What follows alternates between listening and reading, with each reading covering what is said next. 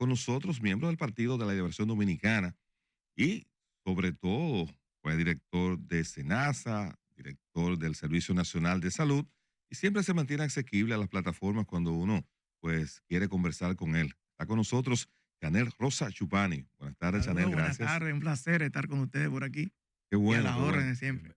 Qué bueno verte. Bienvenido, Chanel. Bienvenido y de ti. Un ratito fuera del aire. Y lo digo en el aire. Luego. Señores, Sin lugar a dudas, el mejor servidor público, el hombre más comprometido con la eficiencia y la transparencia con que ha contado el Estado Dominicano. Ay, Dios mío. Muchas gracias. Estando en el line no y en el banco también. Así es, así es. Bueno, no te puedes quejar, Chanel. Ha sido una votación muchas gracias, unánime, aunque hay un voto salvado porque se quedó callada. Porque yo tengo una opinión profunda, igual que Giancarlo. Y me parece que el doctor hace una labor siendo funcionario y no siendo, porque luego de terminar su labor como funcionario, él continuó no solo criticando, que eso creo que es una particularidad, sino incluso haciendo recomendaciones y valoraciones y observaciones sobre el sistema. O sea, que eso es importante. Diría don Héctor Olivo, respaldo publicitario. Bueno, Chanel, yo quiero iniciar esta conversación. Hay varios temas que tienen que ver con el área de salud que está gestionando el gobierno del presidente Luis Abinader. Tú desempeñaste un papel clave, que de hecho ese aprecio que te estamos mostrando aquí, pues mucha gente fuera de la plataforma, pues también así lo percibe. Quiero primero, vamos a hablar de SENASA, pero quiero irme primero a la ciudad sanitaria. El conjunto de los 7 hospitales, cuando el presidente Danilo Medina decidió remodelarlo, el criterio y el concepto era, primero, hacerlo de autogestión, o era mantenerlo bajo la sombrilla del Servicio Nacional de Salud, o era privatizarlo. ¿Cuál fue el propósito? Lo único de esas 3 opciones que nunca se discutió fue la privatización. Eso no fue nunca una opción. Se discutió en algún momento si fuera un hospital de autogestión o si fuese... en ambas modalidades están vinculadas al Servicio Nacional de Salud, porque el Servicio Nacional de Salud gestiona los hospitales de autogestión o los hospitales de... nunca se llegó a una propuesta.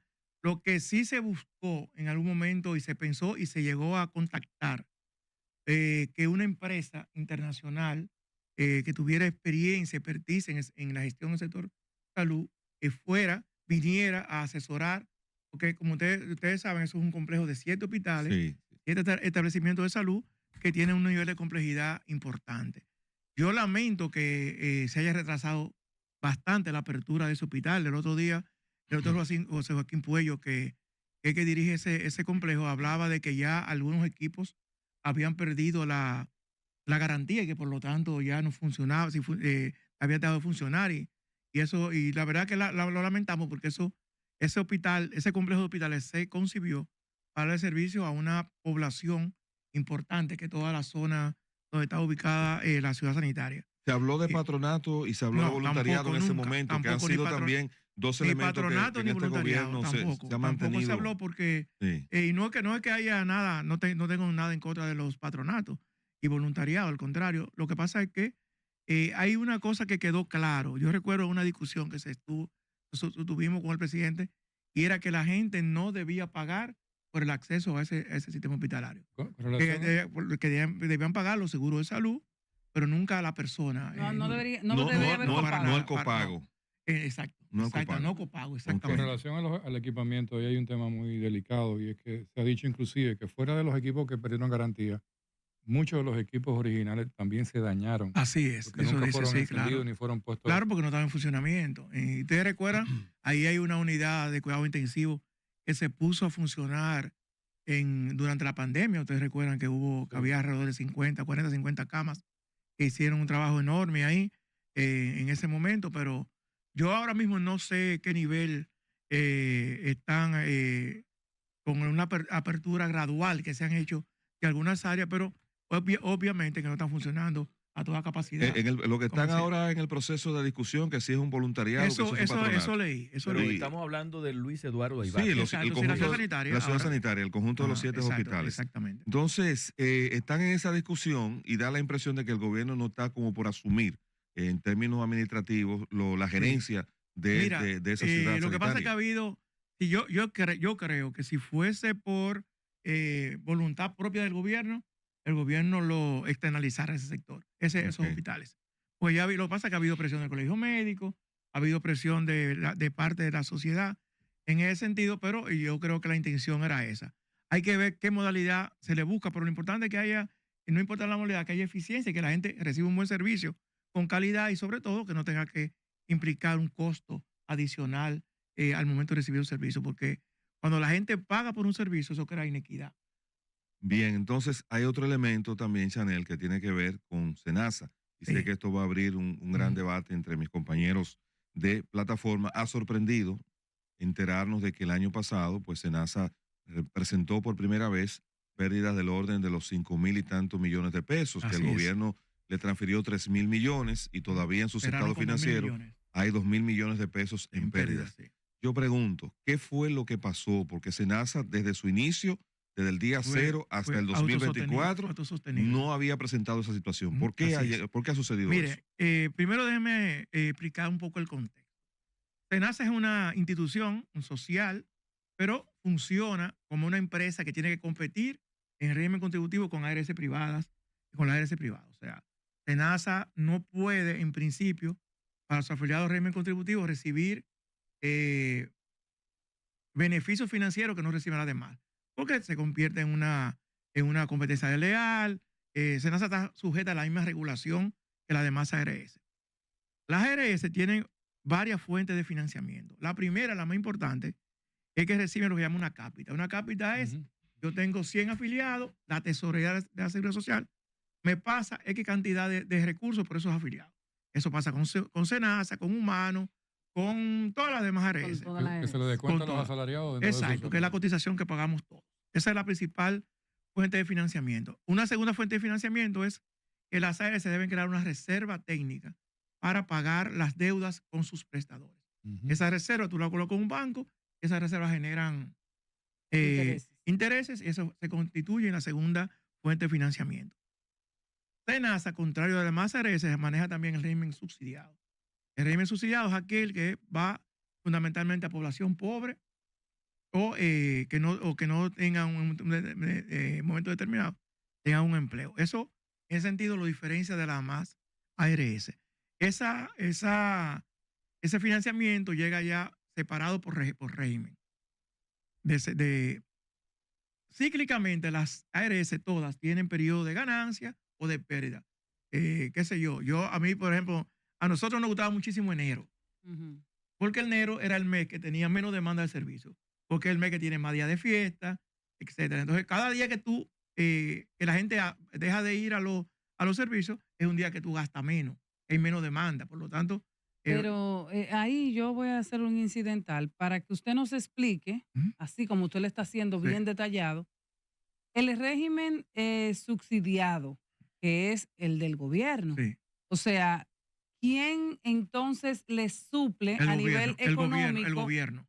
A la SENASA. Ese lo financia el gobierno. Y entonces, ¿qué ha pasado con ese financiamiento del gobierno? Allá voy. O sea, ¿no llegó? Entonces, no. Sí llegó. Los 3,000. No, lo que pasa es que ahora ahí voy. El financiamiento del régimen subsidiado, ¿cómo llega? Igual que contributivo. El gobierno, yo tengo 1,000 afiliados en SENASA y el gobierno me transfiere una cápita a la tesorería de la Seguridad Social, la tesorería a SENASA. Si yo no tengo afiliados, el gobierno me transfiere 0. Si yo tengo 100, me transfiere el valor de la cápita por 100. A veces ya bajamos los afiliados, por cualquier razón, recibíamos menos dinero. O sea, eso no tiene que ver con voluntad del gobierno. Eso es una ley que dice que tú recibes por afiliado una X cantidad de dinero, una cápita. Pero bajó entonces. Usted dijo algo muy importante sobre el tema de la reserva técnica, que funciona igual al encaje legal dentro del sistema financiero. Sí. Y la CISARRIL debería funcionar como la superintendencia de bancos. Así es. Y ha intervenido inclusive ARS en el caso de los maestros, creo que fue una vez, con un tema de no cumplir con la reserva técnica.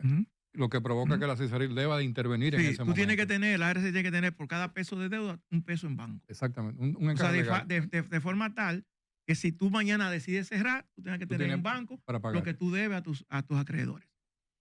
¿Qué fue lo que pasó el año pasado?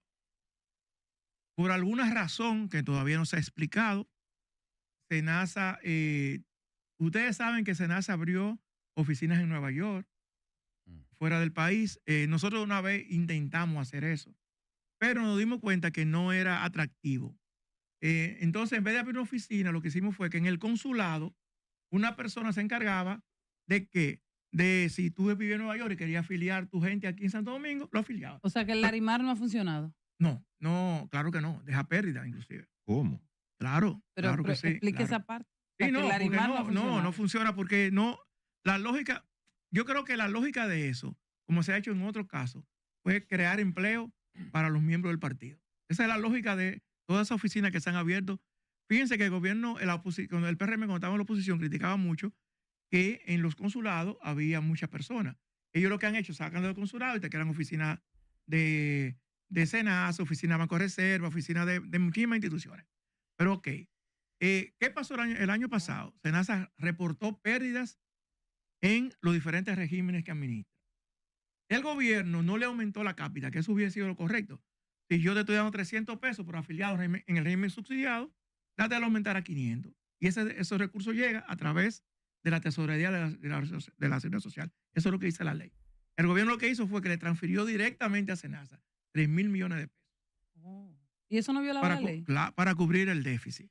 Pues para cubrir el déficit, lo que hace, mira, eso pasó, yo recuerdo que en el 2011, SENASA tuvo un déficit de 300 millones de pesos y el gobierno le transfirió 300 millones de pesos. Al año siguiente, SENASA le devolvió al gobierno esos 300 millones de pesos. Y recuerdo, se lo devolvió asumiendo los servicios de los accidentes de tránsito, que además de eso no subieron. No subieron, SENASA dice, bueno, como tenemos una deuda con el gobierno, nosotros en cambio de esa deuda vamos a asumir esa. Luego, como decía, porque yo escuché también al señor presidente, mire, yo a veces digo, yo soy mal opositor, porque si hay algo que no se necesita criticar, yo no lo critico. Si hay algo que yo digo, bueno, es así que se hace, pero uno no puede justificarlo todo. El señor presidente no puede decir, SENASA es autosostenible, pero le dimos 3.000 millones y vamos a seguir apoyándola, porque no funciona. Las ARS son administradoras de riesgo de salud. ¿Qué significa eso? Que tú tienes, claro que sí, que tú tienes que arriesgar, que tú tienes que cubrir un riesgo del afiliado. Tú tienes que manejarte. Señores, yo en SENASA pasaba semanas y yo no dormía 2 horas. Cuando venía ese verano y comenzaba la gente a demandar servicios de salud, porque eso pasa. Ahora, al final del año nosotros cerrábamos con un superávit. Ahora, 3.000 millones. Miren lo que pasó. Miren cómo funciona eso. Hay lo que se llama el déficit operativo. Pocas veces se calla un periodista y usted tiene aquí como a 6 personas. Mire, ahí. No escuchando. Claro. Porque el déficit operativo. ¿Qué es lo que es un déficit operativo? Sí. El déficit operativo es lo que tú recibes menos lo que tú gastas. Sí. Ese es el déficit operativo. Ese déficit operativo en SENASA el año pasado fue de 7.000 millones. 7.000 millones. El déficit operativo. Que es ingreso menos gasto. Igual que balance fiscal. Sí, bueno. Exacto. Ahora, de eso hubo 2.000 millones, 2.000 y pico millones de pesos que fueron ingresos que produjeron las reservas técnicas que están en los bancos, o sea, los ahorros de SENASA. Con eso se cubrió 2.000 millones, que eso no es, eso está para eso, ¿tú ves? Eso no es criticable. Contingencia. Sí, claro. Luego hubo 3.000 millones que el gobierno aportó a SENASA. Van 5. Van 5 y SENASA cerró con 2.000 y pico millones.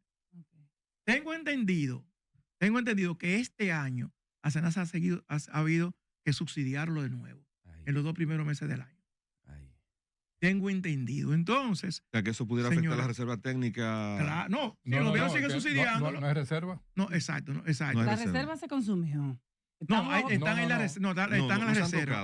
Lo que pasa es que eso puede bajar. Sí. Eso pueden bajar y tú te pones en una situación de iliquidez, porque tú no tienes para cubrir entonces la deuda que tú tienes. Entonces, esa es la situación. Déficit operativo para cumplir con los pagos a los proveedores. Entonces, yo, por ejemplo, vi la semana pasada una rueda de prensa de la Sociedad Médica Especializada donde se hablaba de que SENASA está pagando con 4, 5, 6 meses de retraso. Ellos hablaban ahí, decían, bueno, hace 5 años nosotros nos pagaba cada 28 días. Yo recuerdo que nosotros establecimos una metodología que se le pagaba a todo el mundo por igual a los 28 días. O sea, todo el mundo recibía una transferencia de lo que tenía de su deuda cada 28 mensualmente. Chanel, buscando el origen de la problemática que puede estar sufriendo esta institución tan importante y relevante para la República Dominicana como SENASA, ¿es por mala administración o porque le han dado un carácter populista político de cara al proceso pasado, que el gobierno hizo muchas cosas para la reelección? ¿Pudiera ser que se han hecho cosas alejado de la práctica profesional y ética que requiere? A mí, sí, mira, habría que ver ya, y eso ojo, la CISARRIL juega un papel fundamental en este caso, señores. La CISARRIL juega un papel fundamental porque es el regulador. O sea, la CISARRIL, en los gobiernos pasados, para que usted lo sepa, la CISARRIL había cualquier señal de déficit en SENASA, transitorio, y venían 5 auditores de SENASA, de la superintendencia, a ver qué pasó. A ver qué pasó en afiliación, a ver qué pasó en financiero, a ver qué pasó en las autorizaciones, a ver si estaban autorizando servicios fuera del plan de servicio de salud. Porque el presidente dice, nosotros hemos dado más servicios que nunca. En una ARS no hay que dar más servicio, la ARS tiene que dar un servicio que está en el plan de servicio de salud, que es el plan que rige el Seguro Familiar de Salud, que es válido para todas las ARS. O sea, eso no es una cuestión. Eso que tú dices, eso es importante, que la CISARRIL establezca cuáles han sido las causas que han llevado a esta situación financiera. Es que es una causa simple y te lo explico. Y o sea, han gastado más que lo que han recibido. O sea. No, y lo que ha pasado es que ese gasto se ha producido por el punto de equilibrio de los afiliados se desbordó. Claro. Y por ende no hay el retorno de esos afiliados. Fíjense que SENASA en un momento dado anunció, vamos a subir de 1 millón a 2 millones de pesos.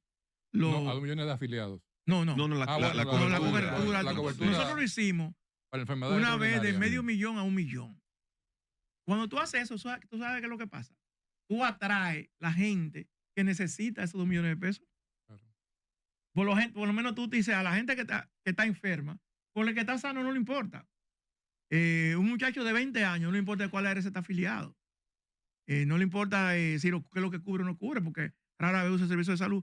Pero si usted tiene una enfermedad catastrófica, usted tiene la posibilidad de una enfermedad catastrófica, lo que tú haces es que tú cambias ARS y eso lógicamente presiona lo que llama la siniestralidad en el servicio. ¿Cómo, conociendo la composición del mercado privado, las demás ARS, y que no se cumplió con una parte de la ley que establecía que todos los servidores públicos debían estar afiliados a SENASA? Si esta situación de SENASA se prolongara y se produjera entonces una situación financiera difícil, ¿cómo eso va a impactar el mercado del servicio de hay que ver cómo SENASA maneja este tema, que es un riesgo reputacional. A mí me hubiese gustado ver los funcionarios de SENASA también dándole una explicación, porque finalmente lo que esto hace es que la gente, y yo soy un defensor de SENASA, o sea, mi ARS es SENASA, yo estoy afiliado a SENASA y yo defiendo el rol que SENASA juega como una institución de contraparte en el aseguramiento público y privado. Eso es innegable. O sea, y por esa defensa que uno hace, eso le da calidad moral a uno para decir, es importante que se ofrezcan las informaciones que permitan ver si se puede solucionar este tema o si SENASA va a tener que seguir siguiendo subsidiada. Porque, señores, eso fue lo que generó la privatización de Corde. ¿Ustedes recuerdan? De las empresas de Corde. Que finalmente se constituyeron en un peso, en una presión fiscal para el gobierno. El Estado tuvo que... Ahora, hay que tener cuidado porque es una situación anormal dentro del ámbito regulatorio, porque lo que peor podría pasar es que para salvar a SENASA, entonces se incrementen los per cápitas de los asalariados para provocar que haya un mayor ingreso. No, tú dices la cotización. Las cotizaciones, exactamente. No creo que eso vaya a pasar.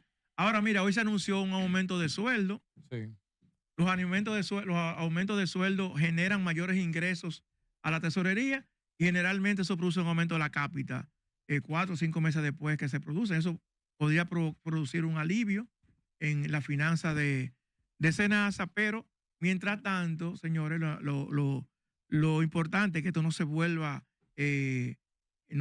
estacionario, no sea estacionario, sino que se vuelva crónico y que SENASA se convierta en una institución. Porque hubo una contradicción en lo que dijo el señor presidente. El presidente dijo SENASA es autosostenible, pero le hemos dado 3.000 millones.